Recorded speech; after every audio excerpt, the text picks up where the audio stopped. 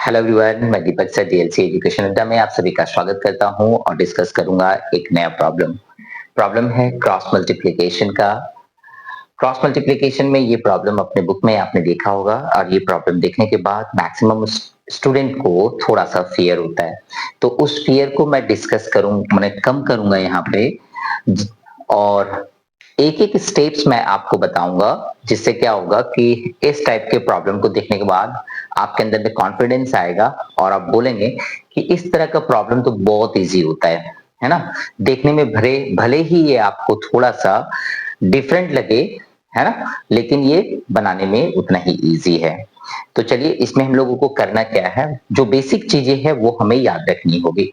Basic चीजों में आता है हमें x और y का वैल्यू निकालना है। तो x और y दोनों इक्वेशन में है। इसके साथ साथ a और b भी दोनों इक्वेशन में है। तो मैं आपको बता दूं कि हमारे लिए ये x और y ही केवल वेरिएबल है।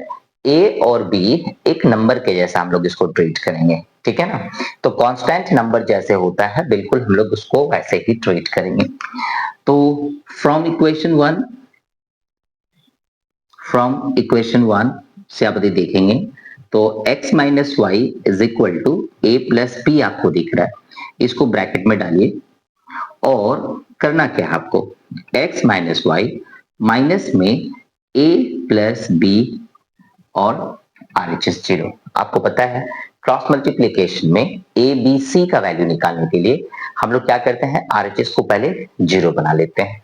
तो RHS हमारा पहले 0 बन चुका है, यही है हमारा RHS को राइट हैंड साइड वाले टर्म को 0 बनाते हैं और उसके बाद हम लोग A, B और C निकालते हैं। A क्या है, x का कोफिशिएंट, ठीक है ना, विथ साइन लिखना इंपॉर्टेंट है। b क्या है, y का कोफिशिएंट। तो आपको यहाँ पे b का कोफिशिएंट -1 दिख रहा है। x का कोफिशिएंट 1 है प्लस में, जबकि y का कोफिशिएंट -1 है। और ये जो टर्म आप देख रहे हैं यही टर्म है आपका नॉन वेरिएबल टर्म, मतलब उसमें वेरिएबल है नहीं, x और y है नहीं, तो वो कांस्टेंट हो गया हमारा। तो कांस्टेंट के लिए हम लोग लिखेंगे a plus b. I hope ये छोटा सा स्टेप आपको समझ में आ गया होगा। क्योंकि ये जो सॉल्व करके मैंने निकाला है ये फ्रॉम इक्वेशन 1 निकाला है, इसलिए इसे a1, b1 और c1 लिखेंगे, ठीक है ना।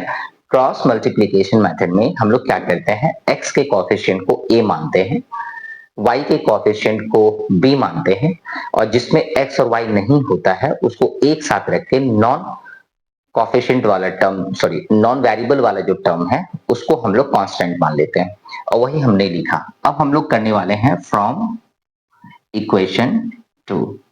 तो इक्वेशन 2 को भी यदि आप देखेंगे तो ये ऑलरेडी ब्रैकेट में है, उसको भी उठा के इधर ले आते हैं।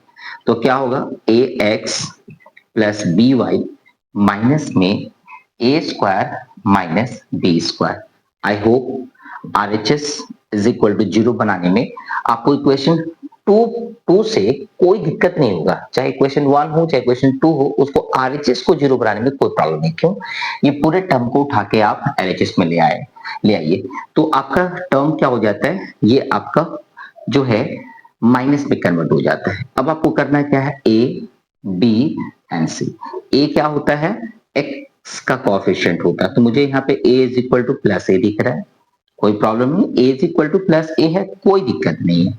यहाँ पे b का कोफिशिएंट मुझे प्लस में b दिख रहा है, c का जो कोफिशिएंट है वो माइनस में a square minus b square दिख रहा है, कोई दिक्कत नहीं थी। a का वैल्यू a आया तो हम लोग a पुट करेंगे, b का वैल्यू यदि b आया तो हम लोग b पुट करेंगे। चूंकि ये जो वैल्यू मैंने निकाला है ये इक्वेशन 2 से है, इसीलिए आप इसको लगा दीजिए 2, ठीक है ना। तो a1 b1 हमारा निकल चुका है, a1 b1 c1, और A2 B2 और C2 निकल चुका है। अब हमारी बारी है इसको यूटिलाइज करने की।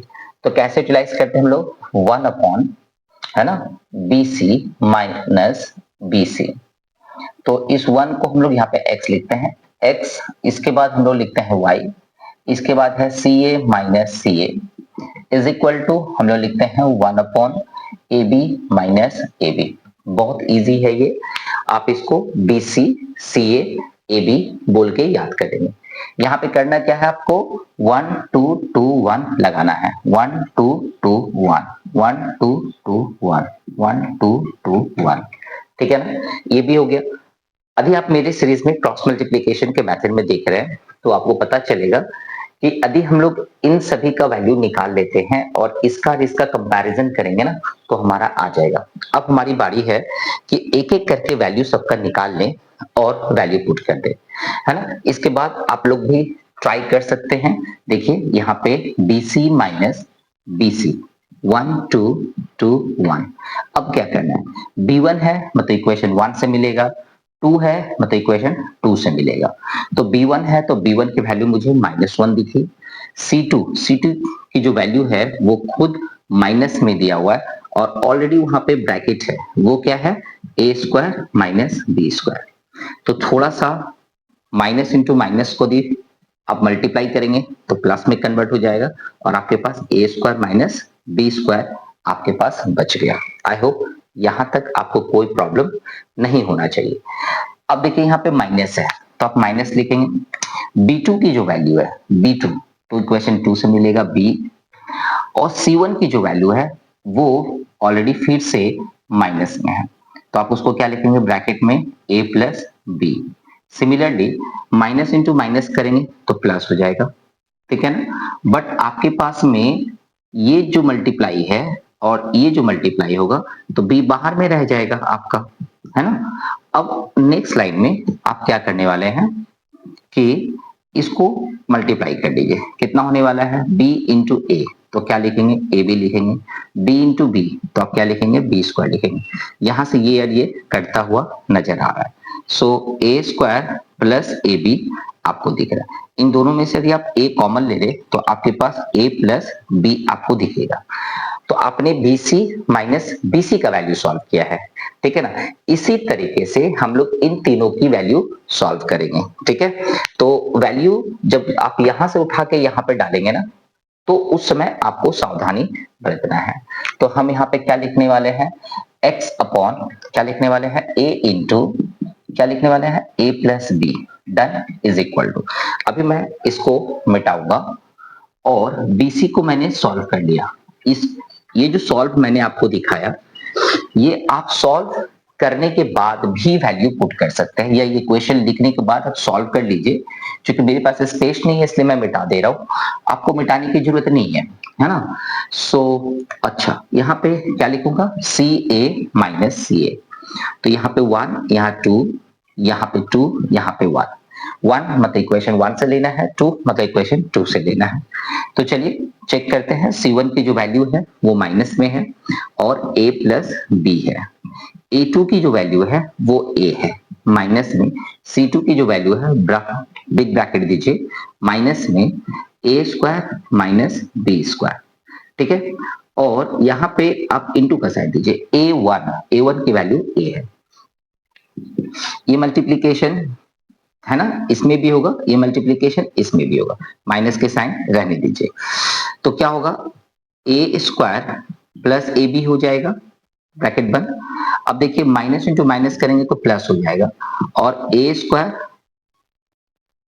है ना और माइनस B² ऐसा रहेगा और बाहर में क्या है A है, ठीक है। तो हुआ क्या, आप इस ब्रैकेट से इस ब्रैकेट को जैसे ये दोनों आपस में मल्टीप्लाई है तो इस माइनस का साइन पहले मैंने क्या किया इसको साइड में रखा, ये माइनस मैंने इसके साथ ले लिया पहले तो कोई फर्क नहीं पड़ा, माइनस इंटू माइनस प्लस हो गया। अब क्या है यहाँ पे माइनस में A² माइनस में AB है ना, ये माइनस मल्टीप्लाई। अब देखिए ये मल्टीप्लाई इसमें भी है, ये मल्टीप्लाई इसमें भी है, ऐसा होना चाहिए। तो हम लोग करने वाले क्या है, ठीक है ना। C2 की वैल्यू पुट कर चुका हूँ, A1 की वैल्यू, अच्छा A1 की वैल्यू देखिए हम लोग गलत पुट कर रहे हैं ना, A1 की वैल्यू 1 है, ठीक है। तो 1 से मल्टीप्लाई करने से कोई फर्क नहीं पड़ता है तो हम लोग यहाँ पे लिख रहे हैं। अच्छा हुआ कि हम लोगों की गलती जो है ना जस्ट नीचे लाइन में ही पता चल गया। तो प्लस में A² माइनस B², इस बार आपका क्या है माइनस A² और ये कट गया तो अब इस बार क्या करने वाले हैं माइनस B कॉमन लेने वाले हैं तो आपके पास A और प्लस में B बचने वाला है। तो आप यहाँ पे लिखने वाले हैं माइनस में B इंटू देखे A प्लस B लिखने वाले हैं इक्वल टू। अब क्या करेंगे, जैसे मैंने BC को सॉल्व करके लिखा, CA को सॉल्व करके लिखा, वैसे आप AB को सॉल्व करेंगे। चलिए उसको भी सॉल्व करके मैं दिखाता हूँ। वैल्यू पुट करते समय मिस्टेक नहीं होना चाहिए, अभी हमारा मिस्टेक हो रहा था, तो ये सवाल बनाना अभी रिकॉर्ड जो मैं कर रहा हूँ ये क्या हो जाता, बिल्कुल गलत हो जाता। सो इसको 1 लेने की जरूरत नहीं है, 1 तो ऑलरेडी हम लोग लेके चुके हैं। AB माइनस AB, 1 2 2 1, ये फॉर्मूला है, ये आपको याद करना पड़ता है। A1 की वैल्यू 1 है, B2 की जो वैल्यू है वो -1 है, ओके। A2 की जो वैल्यू है वो A है, अब B1 की जो वैल्यू है वो -1 है। तो यहां से कितना हो गया, देखिए ध्यान से, फिर से पुट करते हैं। A1 की वैल्यू जो है, A1 की जो वैल्यू है वो हमारा 1 है। B2 की जो वैल्यू है, B2 की जो वैल्यू है वो मुझे B दिख रहा है ना, B2 की जो वैल्यू है वो B दिख रहा है, तो B प्लस में A, यानी इसको थोड़ा सा चेंज करके भी लिखे तो A प्लस B। थोड़ा सावधानी बरतना पड़ता है, क्योंकि जब आप नजर डालेंगे ना तो नजर कभी यहाँ से वहां चल जाएगा, वहां से यहाँ आ जाएगा, तो क्या हो जाता है, गलती हो जाता है, वो चीज से थोड़ा बचना है ना। तो यहाँ पे मैंने लिखा A प्लस B। अभी देखिए क्या करना है, ध्यान से रखिए, तीनों को ध्यान से देखिए, तीनों को, तो तीनों में A प्लस बी और A प्लस बी क्या है, कॉमन है, तो आप उसको वहां से कट करके हटा दीजिए। तो आपके पास क्या बचेगा, x upon a is equal to y upon minus b is equal to 1 upon 1। अभी आप कंपैरिजन करते हैं, इसका और इसका कंपैरिजन करेंगे, x by a is equal to 1 by 1। So x is equal to only a आ जाएगा क्रॉस मल्टीप्लाई करके, y is equal to y upon minus b, है ना, इज इक्वल टू 1। यहाँ पे y की वैल्यू आपका आ जा रहा है माइनस बी, ठीक है। तो x की वैल्यू आपने निकाला a, y की वैल्यू आपने निकाला माइनस बी। इतना मेहनत करने के बाद, ठीक है, यदि आपको ये वेरीफाई करना है कि आपका आंसर रॉन्ग है या राइट है, ये चेक करने के लिए आप केवल ना ये जो LHS दिया हुआ ना इसको थोड़ा वेरीफाई कर लीजिए।